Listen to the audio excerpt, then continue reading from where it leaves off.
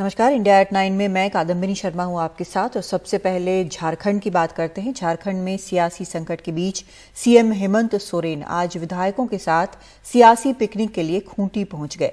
इस दौरान उन्होंने बोट की सैर की और विक्ट्री साइन भी बनाया। हेमंत सोरेन अब विधायकों के साथ रांची लौट रहे हैं। दरअसल हेमंत सोरेन खदान आवंटन मामले में फंसे हुए हैं। सूत्रों के मुताबिक उनकी विधायकी जाना तय है, यानी उनकी कुर्सी पर लगातार खतरा मंडरा रहा है।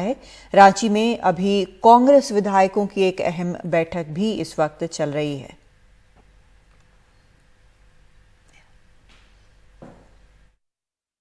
पिछले दिनों से जो यहाँ पर राजनीतिक गतिविधियां चल रही हैं और जिस प्रचार माध्यम से प्रदेश की सरकार को अस्थिर करने का जो एक यंत्र चालू है, तो उसी के चलते हुए उसकी समीक्षा करने के लिए हमारे सभी यहाँ के स्थानिक नेताओं, विधायक दल के सब सदस्यों और हमारे प्रदेश कांग्रेस कमेटी के उनसे चर्चा करके इसके बारे में जो भी उसकी समीक्षा की जाएगी और आगे क्या करना है सबसे चर्चा करके आगे की रणनीति तय करेंगे।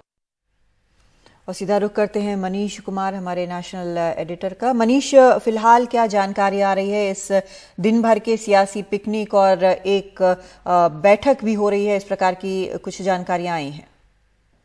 देखिए, बैठकों का दौर तो जारी है, क्योंकि ये बैठक आप कह सकती हैं कि औपचारिक बैठक है। कांग्रेस के झारखंड के जो महासचिव हैं, जो प्रभारी हैं, अविनाश पांडे आए हैं, तो लाजमी है कि अपनी पार्टी के विधायकों और अपने पार्टी के पदाधिकारियों के साथ मिलकर बैठक करेंगे। लेकिन हाँ, एक बात जरूर हुई है, वो यह है कि हेमंत सोरेन पूरे अपने महागठबंधन के विधायकों को एकजुट रखने में अब तक कामयाब रहे हैं। उन्होंने हर दिन उनके साथ बैठक की। आज भी आपने जैसा कहा कि सियासी पिकनिक भी उन्होंने मनाई। करीब विधायकों के साथ जो है 6-7 घंटे रहे। अभी सब विधायक यहाँ रांची लौट गए हैं। हेमंत सोरेन भी वापस आ गए हैं। कांग्रेस के जो विधायक थे वो अभी फिलहाल अविनाश पांडे के साथ बैठक में बैठे हुए हैं।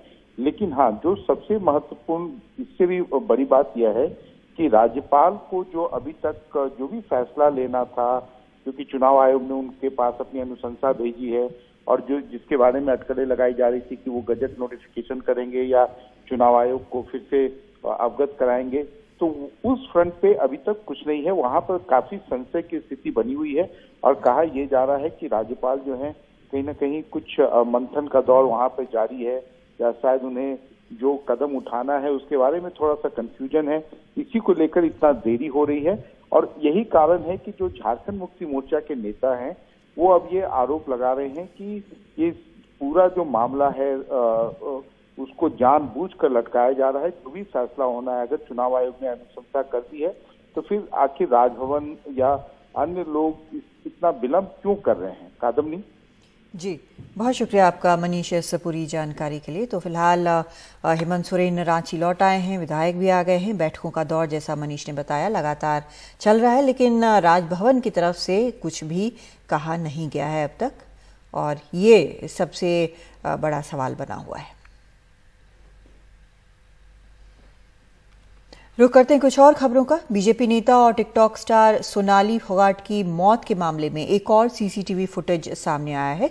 सोनाली का पीए सुधीर सांगवान इस तस्वीर में सोनाली को कुछ पिलाते हुए नजर आ रहा है और माना जा रहा है कि इसी के बाद सोनाली की तबीयत खराब हुई। इससे पहले कल सोनाली फोगाट का गोवा का एक सीसीटीवी फुटेज सामने आया है। इसमें उनकी हालत काफी खराब दिख रही है और वो ठीक से चल भी नहीं पा रही हैं। उनका पीए और आरोपी सुधीर सांगवान उन्हें पकड़ कर ले जाता हुआ नजर आ रहा है। एक और आरोपी सुखविंदर भी वहां पर मौजूद नजर आ रहा है।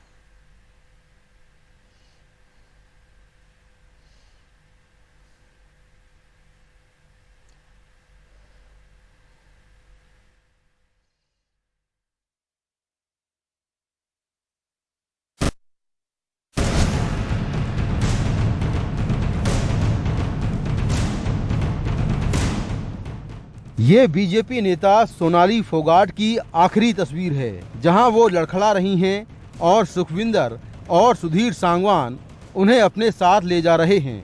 ये सीसीटीवी फुटेज करलीज क्लब का है, जहां सोनाली अपने पीए सुधीर सांगवान और सुखविंदर के साथ पार्टी करने आई थीं। पुलिस का कहना है कि इसके बाद क्लब के वॉशरूम में तीनों 2 घंटे तक रहे।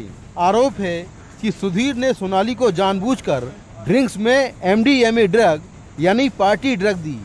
जिसके बाद उनकी हालत बिगड़ी। जो सीसीटीवी फुटेज करली क्लब से लिए गए, उनके आधार पर देखा गया सुधीर सांगवान और उसका एसोसिएट सुखविंदर सिंह डिसीज्ड के साथ में क्लब में पार्टियां कर रहे हैं। उसको एक सब्सटेंस फोर्सफुली विक्टिम को वन ऑफ द एक्यूज पिला रहा है। हत्या का केस दर्ज कर पुलिस ने सुधीर और सुखविंदर को गिरफ्तार कर लिया है। पुलिस ने करलीज क्लब की फॉरेंसिक जांच करवाई, जहां वॉशरूम से कुछ ड्रग भी बरामद हुई है। क्लब के एक फ्लोर को सील कर दिया गया है। इस मामले में गोवा पुलिस ने ड्रग्स की तस्करी को लेकर क्लब के मालिक एडविन और ड्रग पेडलर दत्ता प्रसाद गांवकर को गिरफ्तार कर लिया है। पता लगाया जा रहा है कि ड्रग में किस तरह का केमिकल था। एक टीम हमारी हरियाणा भी जाएगी और जो कंप्लेंट के अंदर पुरानी बातें की गई हैं वो भी हम वेरीफाई करेंगे, क्योंकि उससे ही मोटिव एस्टेब्लिश होगा कि क्या जो उन्होंने उसमें अपने संदेह एक्सप्रेस किए हैं कंप्लेंट्स के अंदर कि क्या उसमें कोई तथ्य है या नहीं। सोनाली फोगाट की मौत के मामले में गोवा पुलिस अब तक करलीज क्लब के स्टाफ, लियोनी रिजॉर्ट के स्टाफ, ड्राइवर और अस्पताल के स्टाफ समेत 25 लोगों से पूछताछ कर चुकी है। डे 1 से इन्वेस्टिगेशन में पूरा सपोर्ट कर रहे हैं और जिसको कुछ सजा करनी है उसको 100% हमारे गोवा पुलिस से उनको पनिशमेंट हो जाएगा।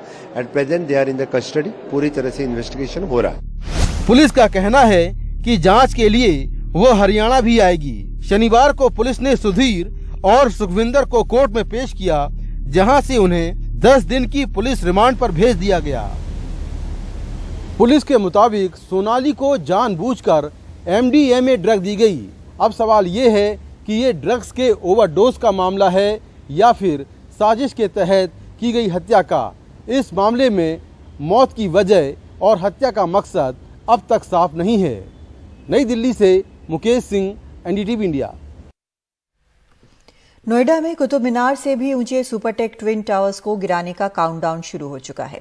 कानून की धज्जियां उड़ाकर बनाए गए ट्विन टावर्स को कल दोपहर 2:30 बजे गिरा दिया जाएगा। इसे गिराने में सिर्फ 9 सेकंड का वक्त लगेगा। ट्विन टावर्स के बिल्कुल करीब मौजूद सुपरटेक एमरल्ड और ATS विलेज के करीब 7,000 निवासियों को सुबह 7 से शाम 4 बजे तक घर से बाहर रहना होगा। हालांकि बहुत से लोग पहले ही जा चुके हैं। ट्विन टावर्स को गिराने में 3700 किलो विस्फोटक का इस्तेमाल किया जाएगा। और इस पर और जानकारी दे रहे हैं हमारे संवाददाता सौरभ शुक्ला। कोई दिल्ली से आया है, कोई गुरुग्राम से, तो कोई अलीगढ़ से आकर रविवार को ध्वस्त होने वाले 103 मीटर ऊंचे सुपरटेक ट्विन टावर्स के बाहर से सेल्फी ले रहा है। भारत में आज से पहले रिहायशी इलाके के नजदीक इतना बड़ा ध्वस्तीकरण नहीं हुआ।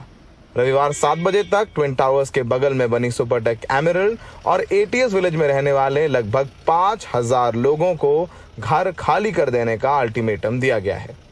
लोग शनिवार पूरा दिन अपने घरों को तिरपाल से ढककर अपने रिश्तेदारों, दोस्तों या फिर होटलों की तरफ जाते रहे। अपने 2 डॉग्स को भी आप लेके जा रही हैं। हाँ। कितनी कॉन्फिडेंट हैं? नहीं, एकदम कॉन्फिडेंट हूँ मैं। एकदम कॉन्फिडेंट हूँ। कब वापस आएंगे? अंदर डर लग रहा है। अंदर थोड़ा सा डर लग रहा है। कब वापस आएंगे? हम लोग आएंगे मंडे। कहाँ जा रहे हैं आप लोग? We are going to 168 sector 168 जा रहे हैं। अपना सामान वगैरह नीचे उतार दिया है आपने। डर लग रहा है कि कर लौट के आए तो आपको सामान वापस ठीक से मिले? No, we are pretty excited, but we have the faith in God and obviously the demolition company. So आज तक तो टाइम है, कल सुबह 7 बजे तक का टाइम है कि 7 बजे तक का यहाँ पे दिया गया है कि आप खाली करें। लोग अपनी सुविधा अनुसार खाली कर रहे हैं। आप कहाँ जाएंगे? मैं भी नोएडा में जाऊँगा, अपने किसी दोस्त के यहाँ पे जाएंगे? अपने रिलेटिव के यहाँ जा रहा हूँ। दोनों ट्विन टावर्स के इर्द गिर्द 100 मीटर का एक एक्सक्लूजन जोन बनाया गया है, जहां से डायनमो पर हरा बटन दबाकर ब्लास्ट किया जाएगा। इस ध्वस्तीकरण के लिए जिम्मेदार कंपनी एडिफाइस और जेट इंजीनियरिंग का कहना है कि मलबा ध्वस्तीकरण की जगह से 3 मीटर के आगे नहीं जाएगा। इसके लिए वाटरफॉल तकनीक का इस्तेमाल किया गया है। अप्रॉक्सीमेटली 3700 किलो तक एक्सप्लोजिव लगाया गया है और जो वाटरफॉल इम्प्लोजन टेक्नोलॉजी जो हम लोग ने पहले भी आपको बताई है, the same technology is going to conduct here. Ground वाला बेसमेंट 1 पे जाएगा, फर्स्ट फ्लोर ग्राउंड पे जाएगा, सेकंड फ्लोर फर्स्ट पे जाएगा। This is called the waterfall effect. Noida police ने काफी चर्चा के बाद ट्रैफिक प्लान जारी किया है। सुबह 7 बजे ध्वस्तीकरण के आसपास 400 मीटर के इलाके को सील किया जाएगा। शाम 4 बजे तक 400 मीटर के इलाके में ट्रैफिक नहीं चलेगा। यमुना एक्सप्रेसवे को 2:15 बजे से 2:45 बजे तक सील किया जाएगा। ट्विन टावर को जाने वाली सारी सड़कों को बैरिकेड लगाकर बंद किया जाएगा। ग्रेटर नोएडा जाने वाले ट्रैफिक को कालिंदी कुंज से परी चौक की तरफ डाइवर्ट किया जाएगा। सारे डाइवर्जन्स को गूगल मैप पर अपडेट किया जाएगा। जो तैयारियां हैं वो पूरी तरह हो चुकी है। जहां तक ड्यूटी की बात है तो हर एक पॉइंट में ड्यूटियां लग चुकी है। ट्रैफिक पॉइंट ऑफ व्यू से जो इम्पोर्टेंट है वो है कि हमारा डाइवर्जन प्लान, तो ट्विन टावर को जोड़ने वाले जो भी आसपास के चारों रोड हैं उसको पूरी तरह प्रतिबंधित रखा जाएगा सुबह 7 बजे से। नोएडा अथॉरिटी के मुताबिक ब्लास्ट के बाद 80,000 टन मलबा निकलेगा और ब्लास्ट के बाद धूल का जबरदस्त गुबार उठेगा। टावर ढहने के बाद आसपास की सड़कों पर धूल की मोटी परत जम जाएगी। इसे हटाने के लिए अथॉरिटी 2 घंटे बाद ही मैकेनिकल स्वीपिंग शुरू करा देगी। पहले एक्सप्रेसवे पर सफाई होगी, फिर ट्विन टावर के आसपास की सड़कों को रात में साफ किया जाएगा। आसपास रहने वाले लोगों को घरों में मास्क लगाने के लिए कहा गया है। ट्विन टावर्स ध्वस्तीकरण का काउंटडाउन शुरू हो गया है। जो 5000 लोग आसपास रहते हैं उनके सांसें ऊपर नीचे हैं। घर खाली कर दिए हैं, ये सुबह 7 बजे तक खाली हो जाएंगे। सबसे बड़ी चुनौती एडिफिस और जेट के सामने है कि ये बिल्डिंग आराम से गिरे और उसका मलबा 3 मीटर के बाहर ना जाए। नोएडा में सहयोगी अरविंद उत्तम और अशोक महाले के साथ सौरभ शुक्ला, एनडीटीवी इंडिया। जिस तरह कल नोएडा के ट्विन टावर्स को गिराया जाएगा, उसी तरह साल 2020 में केरल के कोच्चि में भी इमारतें गिराई गई थीं। कोच्चि के मराडू नगर निगम इलाके में ये इमारतें झील के किनारे बनी थीं। ये इमारतें 3 सेकंड में धराशायी हो गई थीं। इसका निर्माण तटीय नियमन क्षेत्र के प्रावधानों का उल्लंघन कर किया गया था। इमारतें गिराने से पहले 200 मीटर का इलाका चारों ओर से खाली करवा लिया गया था और ट्रैफिक को भी रोक दिया गया था। ढहाए जाने के बाद 70,000 टन मलबा इकट्ठा हुआ था। इसे हटाने के लिए 20 ट्रक लगाए गए थे और 60 दिनों तक ये काम चलता रहा था।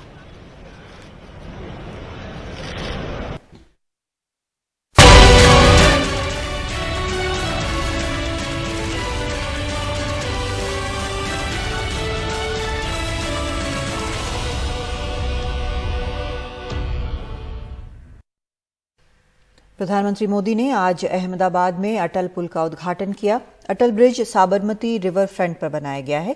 करीब 300 मीटर लंबा है और 14 मीटर चौड़ा है। अटल पुल दरअसल एक फुटओवर ब्रिज है। साइकिल चालक भी इसका इस्तेमाल कर सकेंगे। इसे बनाने में 2600 मीट्रिक टन स्टील पाइप का इस्तेमाल किया गया है। साथ ही बहुत ही आकर्षक LED लाइट्स इस पर लगाई गई हैं।